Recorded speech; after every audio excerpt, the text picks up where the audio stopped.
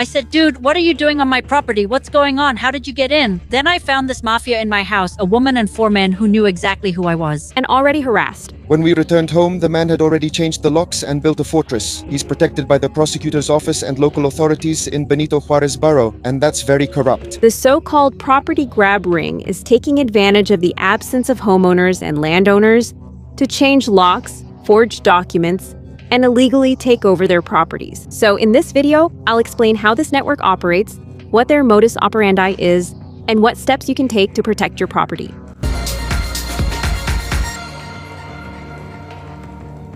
The problem of mafias involved in illegal property seizures gained national attention after an increase in complaints in Colonia del Valle, located in the Benito Juarez borough of Mexico City. Neighbors reported that organized groups are taking over homes, especially those inhabited by elderly people or that remain unoccupied for several days. One of the most emblematic cases is that of Adriana González Camarena, granddaughter of the famous muralist Jorge González Camarena and niece of Guillermo González Camarena, the inventor of color television, who lost a house with almost a century of history. Adriana said that an elderly relative was living in the property and had to be away for a few days. So, taking advantage of that absence, a group made up of 4 men and a woman, whom she identified as the alleged leader, entered the house in broad daylight with cargo trucks to remove the belongings and bring in construction materials. Within a matter of hours, the invaders changed the locks and installed a woman as the supposed person in possession of the property.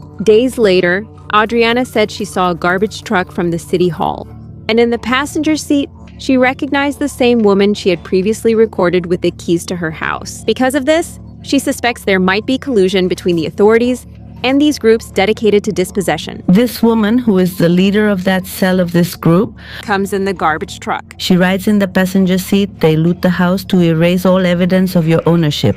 That's because they have control, they're protected, and this whole thing is very well organized. Meanwhile, Adriana's case is far from being an isolated incident. A journalistic investigation revealed that between January 2020 and April 2026, more than 25,000 case files related to property seizure were opened in Mexico City, although there are also cases reported in other states such as Puebla and Quintana Roo. Another of the most well-known cases is that of Dane, who reported that a woman identified as Virginia Vasquez Garcia took advantage of her house being unoccupied to change the locks and destroy the security cameras.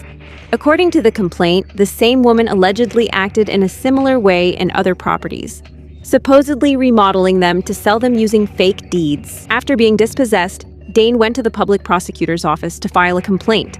And although she was eventually able to recover her property, the alleged invader did not face legal consequences because, according to the victim, the police's actions were unusually permissive. The police arrive and scold them, but never ask her to identify herself or for anything else.